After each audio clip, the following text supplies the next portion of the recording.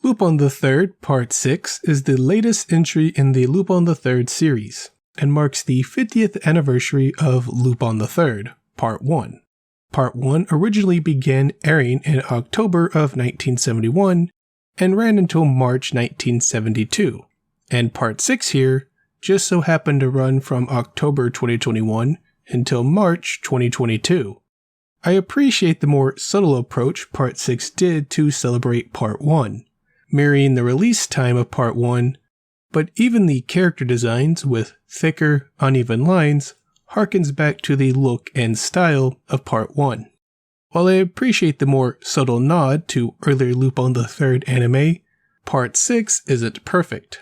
I do think it has some issues, but there are some good things I like about it as well, so let's get into all of it. The first thing I should point out is Lupin III Part 6 is broken up into two halves. There are essentially two different main story arcs. The first one was titled Lupin vs. Holmes, spanning episode 1 through 12. If you're wondering about episode 0, I covered that in a separate video. The gentleman thief, Lupin III, is back and ready for his next caper. But when Sherlock Holmes' longtime partner, Dr. Watson, is murdered, it's none other than Lupin who tops his suspects list. With Holmes fast closing in, Lupin must prove his innocence and bring a shadowy organization called the Raven to heel, if he wants to live to steal another day.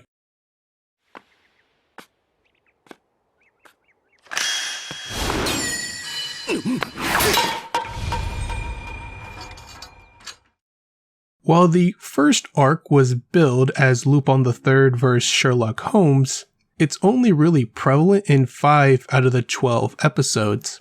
The first 2 episodes, Episode 7, and Episodes 11 and 12. The other episodes might have vaguely or subtly tied into Lupin and Holmes or the Raven storylines, but not quite enough to properly tie them all together, which admittedly would have been pretty hard to do considering how out there some of those episodes got. Some of the episodes during the first half of Part 6 vary pretty wildly. For example, Episodes 5 and 6, The Imperial City, Dreams of Thieves, Parts 1 and 2, have a very sci-fi twist by the end. While fantasy and sci-fi elements aren't unheard of in Lupin III, especially in some of the OVAs or TV specials, Fujiko pulling a heist for a literal archangel from the heavens in Episode 10, Darwin's Bird, is maybe asking a lot from the audience. Now, I enjoyed those episodes. I think those episodes are interesting and fun, and would work really well as an OVA or TV movie, but tonally makes Part 6 feel all over the place, especially when the main storyline in the first half is Lupin vs. Holmes, and is pretty grounded in reality comparatively. Funny enough, one of my favorite episodes of Part 6 was Episode 9, The Jet Black Diamond, but it too really had nothing to do with Lupin vs. Holmes, or the Raven storylines, and had a supernatural element to it as well. It mostly centers around Fujiko and 2 other women looking for a treasure, and honestly probably fits better into the theme for the second story arc of Part 6. The second story arc, titled Witch and Gentleman, spans episodes 13 through 24, and focuses on the broader theme of women. Lupin aims to steal a mysterious jewel that was put up for auction, a treasure that was stolen from his grandfather's mansion where a young Lupin once lived, and it brings up memories of a certain woman from Lupin's past, his mother. 心当たりがあんのか? あ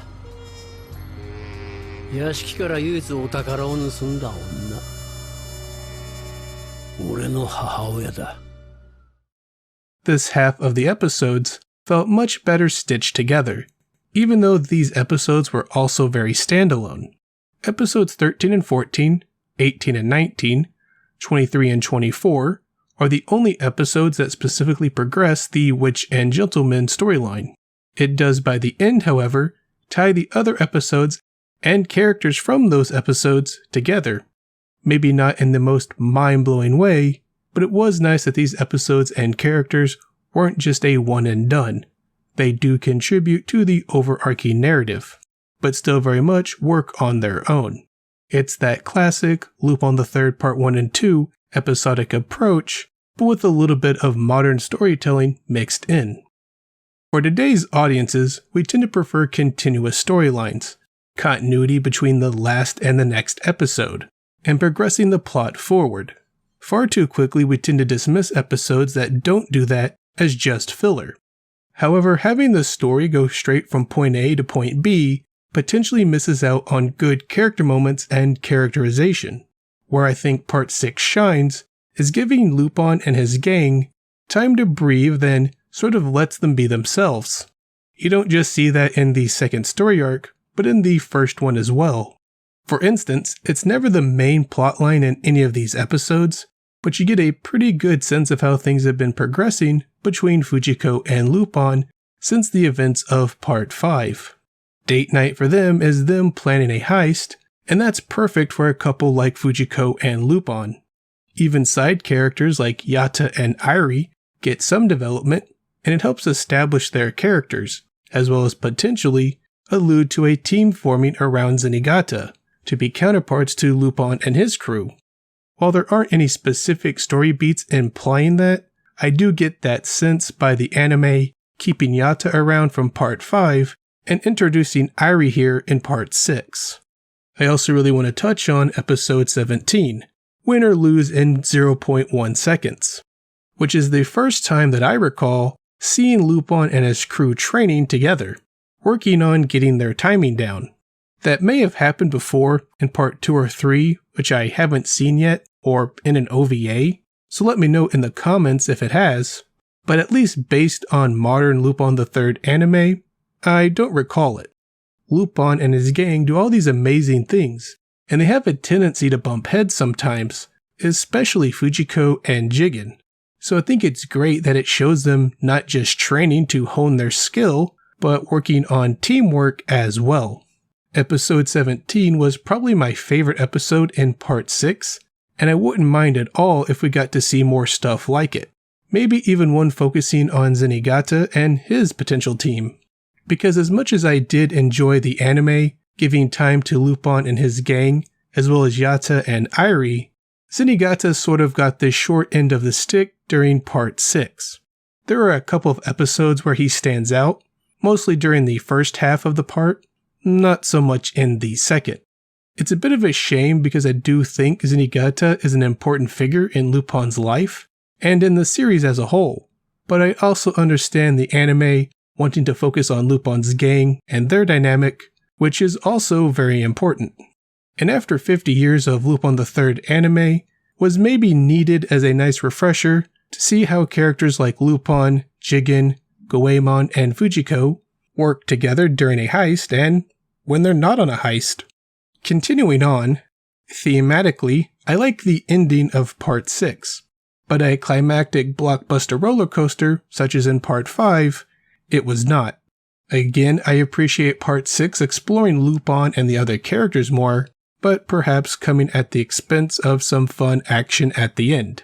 There is plenty of action throughout this part, and the final episodes have some, but Part 5's climax had the characters sliding down the side of a crumbling skyscraper. Part 6's climax is the characters talking to an old lady. It's more an emotional character climax than an action one, which I don't think is bad, but maybe not what audiences expected to see in Lupin the Third. Also what audiences maybe didn't expect to see, 3D animation. The 3D animation here in Part 6 is not the worst I've seen. Heck, it's not even the worst I've seen in the Lupin the Third series. The return of Pykel OVA was notoriously bad. It was, however, disappointing seeing that level of 3D animation here in Part 6. in what essentially is a mainline Lupin the Third entry. Part of it is inevitable. That is the trend of the industry, using 3D animation, especially for cars and vehicles. When done well, you may not notice it, but if it's not quite right, it sticks out like a sore thumb. What probably makes it more noticeable here is Lupin's cars are pretty iconic. I can't look at a Fiat 500 and not think Lupin the Third, especially if it's yellow. Even the Mercedes SSK, I see it and think Lupin the Third. So when those cars aren't exactly right, or don't look the way fans like me are used to them looking, it's going to get called out. That said, I do think the 3D animation got better, or that it started to be used more effectively, so it became a bit of a non-issue by the end. Lupin the Third Part 6 was solid, and I overall enjoyed it. There were some issues with the 3D in the beginning, and if it was going to do something like Lupin the Third vs. Sherlock Holmes, I wish it would have been more prevalent through that half of the part, or that those episodes felt more connected. While the second story arc didn't have a big action-oriented climax, I appreciate that it connected those episodes together. And I also appreciate what Part 6 did with the characters, especially Lupin and his gang, showing sides of them we don't always get to see, giving them nice characterization and character moments, and humanizing them in the process. If you're interested in watching Lupin the Third Part 6, it's currently streaming on HIDIVE. If you're new to Lupin the Third, Part 6 is probably okay to jump in on, but it wouldn't hurt to watch Parts 4 and 5 if you're interested in getting into the Lupin the Third series. With all that said, what are your thoughts on Lupin the Third Part 6? Let me know in the comments below. I do plan to cover more Lupin the Third, so be sure to subscribe so you're notified when the next Lupin video comes out. As always, I've been Anime VISOR, thanks for watching, and see you later.